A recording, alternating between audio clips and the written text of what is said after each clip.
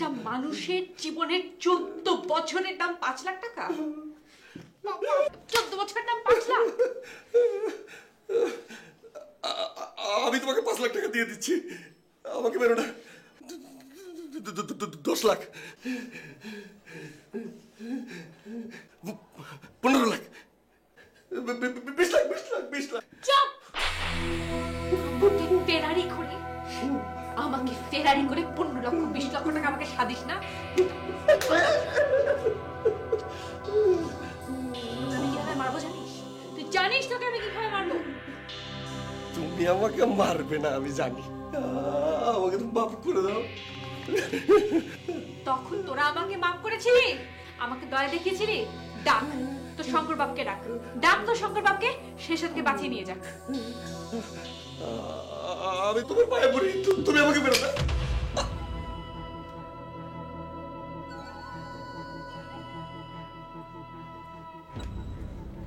তোকে মারবো না, তোর জন্য অন্য ব্যবস্থা। হ্যালো, জি ধানমন্ডি থানা। আপনার আগে একটা অ্যাড্রেস লিখুন, এই ঠিকানায় এক্ষুনি আসতে হবে। ডিটেলস আমি পরে বলছি, আপনার আগে ঠিকানা লিখুন। জি।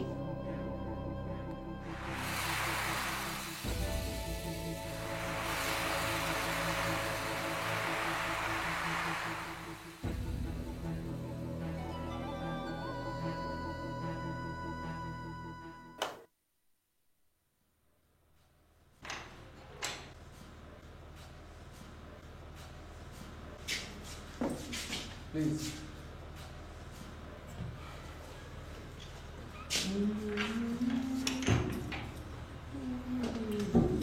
শুনুন, বলুন। দরগা সাহেব আপনারা ভুল করছেন, আমি এসবের কিছুই জানি না। প্লিজ চুপ করুন তো আপনি। বিশ্বাস করুন দরগা সাহেব, এটা একটা ষড়যন্ত্র।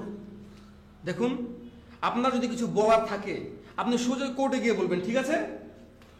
শুনুন দরগা সাহেব, বলুন। আমি কি একটা ফোন করতে পারি? ফোন কোথায় করবেন? আমার লয়ারকে। লয়ারকে? ওকে ওকে স্যার।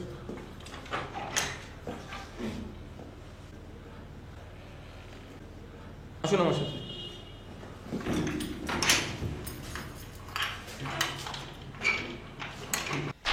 হোয়াট? জি দাদা, রাষ্ট্রদ্রোহিতার অভিযোগ। কি বলছো তুমি? হ্যাঁ, তাই তো বললাম। কোন থানা বললে? ধানমন্ডি থানায়। দাদা, কাজটা সাবরিনার। Sabrina, Sabrina, Sabrina, damn it! দাদা, আমি কি ঢাকায় মুভ করব? শোনো, তুমি এক্ষুনি যাও, গিয়ে দেখো কি অবস্থা। আমি কয়েকদিনের মধ্যেই ঢাকায় আসছি। ওকে ওকে দাদা।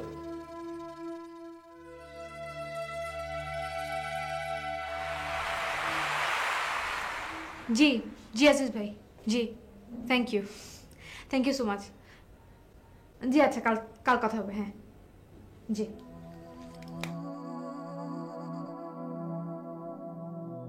ট্র্যাক করে ওরা আমার মার জীবনটা ধ্বংস করেছে, তারপর আমার জীবন, আমার নিষ্পাপ মায়ের মৃত্যুর প্রতিশোধ নিতে আমি জীবনটা পাল্টে ফেলেছি। তারপর একে একে আমি আমার টার্গেট ফুলফিল করছি।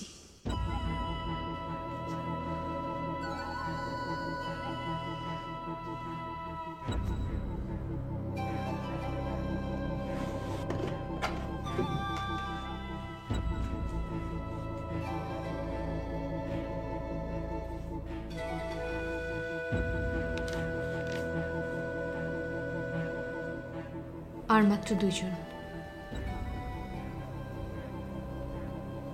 শঙ্কর ভট্টাচার্য, সিরাজ হায়দার, তারপরে মুক্তি।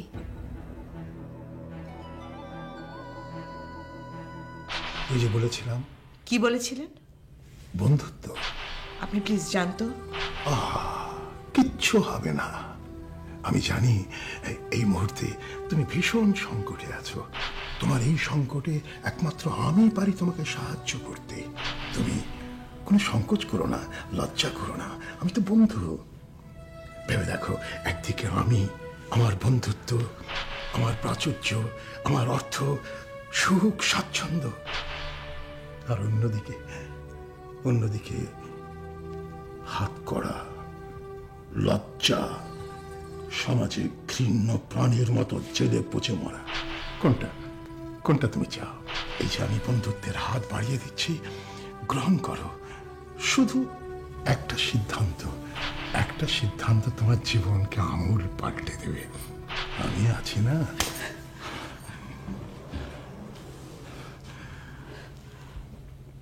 Wild horse.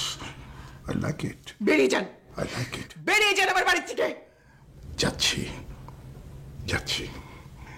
যাবার আগে আবার বলছি, সময় বেশি নেই, চলে এসো। আমি কিচ্ছু মনে করি না।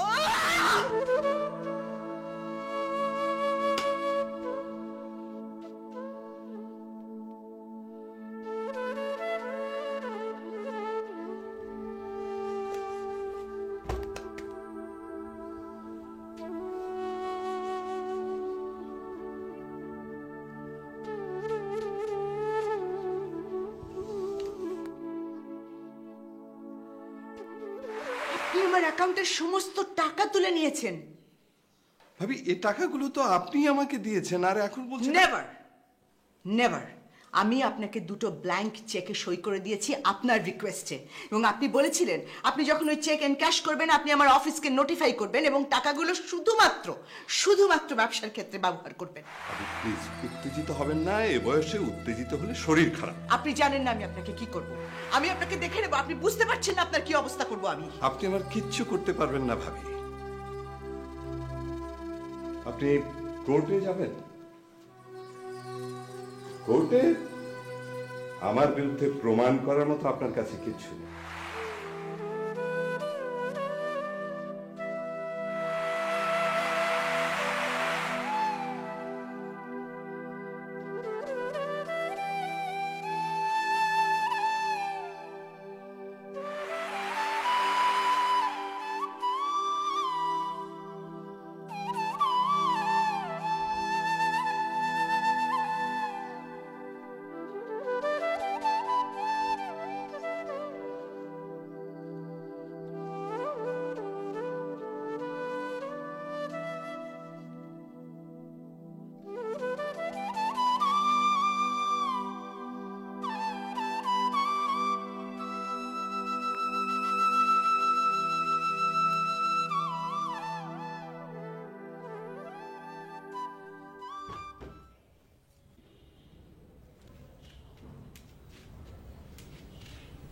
ভেবে বসে চিমোচ্ছ কেন?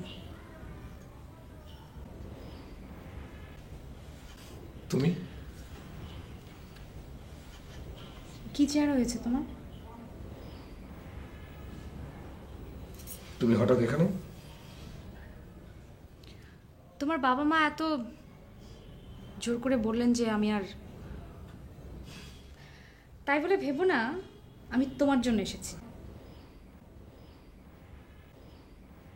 আর এসেই যখন একবার পড়েছি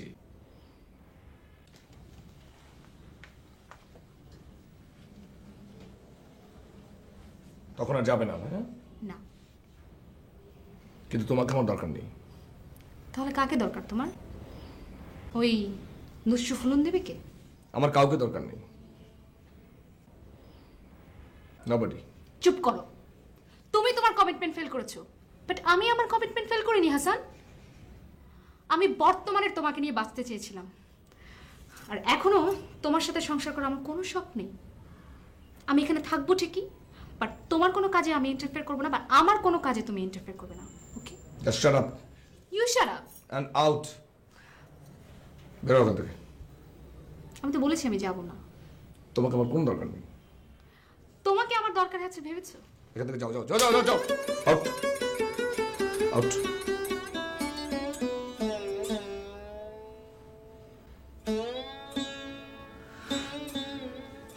You are impossible, Hassan. You are just impossible.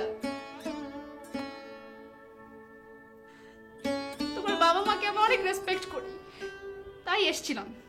তোমার জন্য আমি আসিনি। Just go to hell.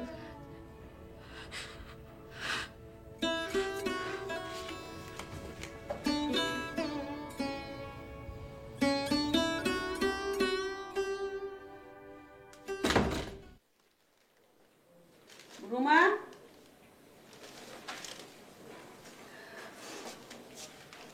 I'm sorry মা, আপনাদের রিকোয়েস্ট আমি রাখতে পারলাম না। হাসান আমার সাথে যে আচরণটা করলো তাতে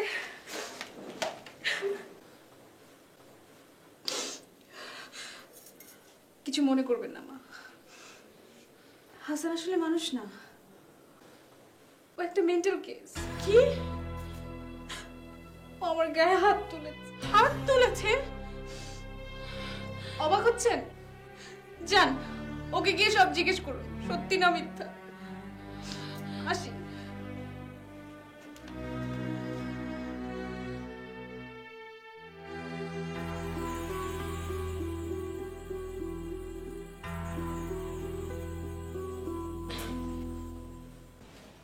আপনি sorry, you are under arrest. ও কি হলো? আপনাকে এরকম, it's okay. আপনার তো গায়ে অনেক জ্বর। বসো।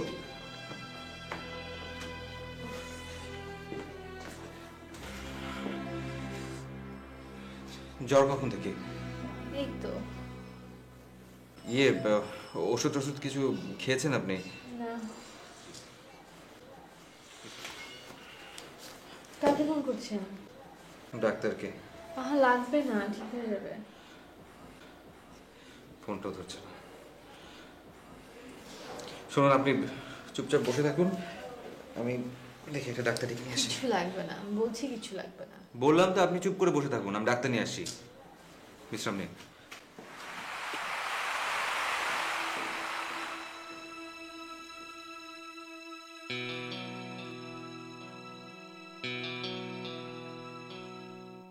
দেখো তো কি একটা বিশৃঙ্খলার মধ্যে পড়ে গেলাম। যেমনে পারো আমার এখান থেকে তাড়াতাড়ি বাড়ি করে লয়ে যাও। চেষ্টা তো করছি, কিন্তু কেসটা অনেক জটিল। সব ওই পুস্কামায়াডার ষড়যন্ত্র। আমি এই সব কাগজপত্র সম্পর্কে কিচ্ছু জানি না, বিশ্বাস করো। সেটা তো আমিও জানি। বুঝলাম, কিন্তু আপাতত জামিনের ব্যবস্থা করো। হ্যাঁ, সেটা কোনোভাবেই সম্ভব না। দেশদ্রোহিতার মামলা, বুঝতেই তো পারছেন। আমি কিছুই বুঝতে চাই না সিরাজ, তুমি আমারে বাঁচাও ভাই। আমি যথাসাধ্য চেষ্টা করছি, আপনি ভাববেন না। কি কও মিয়া? ভাববো না মানে? চিন্তায় আমার প্রেশার উঠে যাইতেছে। আর তুমি মিয়া, আচ্ছা দাদা কি কইলেন? দাদাই তো শোনা মাত্র আমাকে এখানে আসতে বললেন। দাদাও আসছেন কয়েকদিনের মধ্যে। সিরাজ ভাই, সিরাজ আমার ভীষণ ভয় করতেছে ভাই। যা করার তাড়াতাড়ি করো ভাই, হ্যাঁ, এত অস্থির হচ্ছেন কেন? দেখি না কি করা যায়। প্লিজ।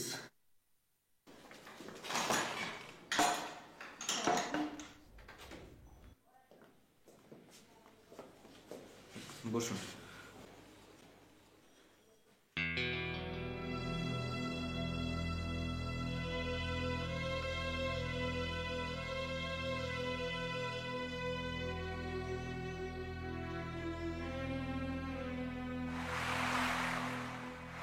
প্রিয় আরিফ, জানি আমাকে না পেয়ে চিঠি পড়তে পড়তে তুমি রাগে হতাশায় ক্ষেপে উঠবে। এছাড়া আমার আর কোনো উপায় ছিল না। জীবনের আরও দুটি বড় কাজ এখনো বাকি, সেটা না করে যেতে পারলে তোমার সাথে স্থায়ী বন্ধুত্ব তো দূরে থাক, জেলে গিয়েও আমি শান্তি পাবো না। তুমি আমার কাছে কি চাও? আইনের কাছে আত্মসমর্পণ করি, নাকি তোমার কাছে? আইনের কাছে হলে নিশ্চয়ই আমি তা করব। জীবনের শেষ ইচ্ছে পূরণ করে নিজেই ধরা দেব আমি। আর যদি চাও তোমার কাছে করব, তাহলে ক্ষমা করো, কি আছে আমার? বাকি কাজটা শেষ করার পরও যদি বেঁচে থাকি, তবে তোমাকে আমি সব খুলে বলবো। তখন তোমাকে বলবো কেন আমার প্রিয় মানুষের পকেটে ভালোবাসার তাজা গোলাপ না থেকে থাকে ঠান্ডা হাত করা? শেষবেলায় একটা কথা বলার লোভ সামলাতে পারলাম না। আমি মনে হয় তোমাকে ভালোবাসতে শুরু করেছি।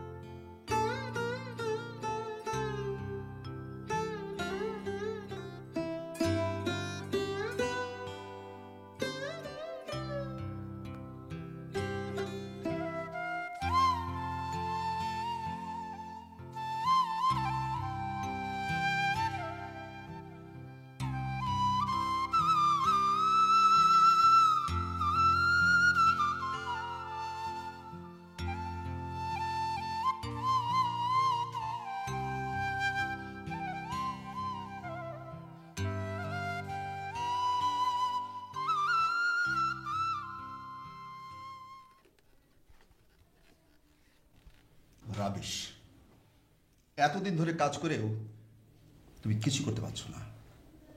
আর এদিকে মেয়েটা একের পর এক ক্রাইম করে যাচ্ছে। তোমার উপর থেকে আমি কনফিডেন্স হারাচ্ছি। আরে তোমার হয়েছেটা কি? ঠিক আছে, আমি তোমাকে এই অ্যাসাইনমেন্ট থেকে সরিয়ে নিচ্ছি।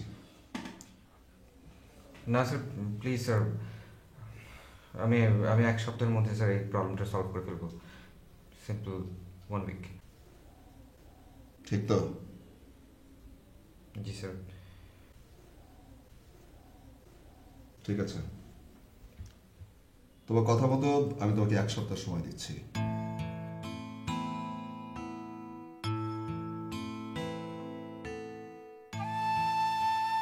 শাবু, শাবু, তোমাকে আমি বলেছি তোমার দিন শেষ। You are under arrest. আমি রিনি রাজীব, তোমার সঙ্গে একটু কথা বলতে চাই। কি? ফোনে ঠিক বলা যাবে না। ফেলে দিন। তুমি ফেলে দাও আন্টি। আপনি ফেলুন না, because you are in black range. Rajib, Rajib তুই যাস নে, নিশ্চয়ই ওরা তোকে মেরে ফেলবে। এটা নিশ্চয়ই কোনো একটা ট্র্যাপ, তুই বুঝতে পারছিস না? আমার জন্য তেমন কেউ নেই। আছে, পৃথিবীতে একজন হলেও আপনার জন্য কাদার আছে। আছে? কে? সাবরিনা। শঙ্কর ভট্টাচার্যের সাথে খুব শিগগিরই আমার দেখা হচ্ছে, প্রথম এবং শেষ দেখা। ফুটবলে 90 মিনিটের পরও ইনজুরি টাইম থাকে, তো তখনও গোল করে জেতা যায়। তারপরও কিন্তু গোল করা যায়।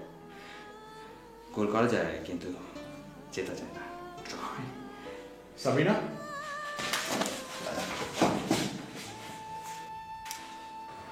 এখন চাইলে তুমি আমাকে ঘৃণা করতে পারো, কিন্তু আমি তোমার বাবাকে। You did the right thing. What?